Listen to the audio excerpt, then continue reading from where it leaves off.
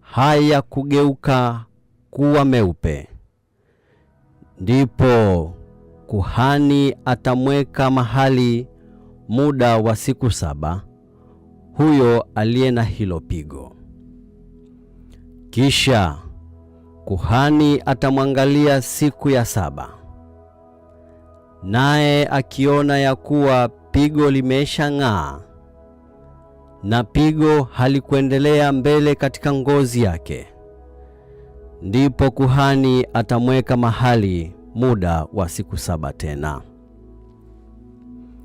Kisha siku ya 7 kuhani atamwangalia tena, na tazama, ikiwa hilo pigo limeanza kufifia, wala pigo halikuendelea mbele katika ngozi yake, ndipo kuhani atasema kuwa yu safi, ni kikoko, naye atazifua nguo zake, kisha atakuwa yu safi.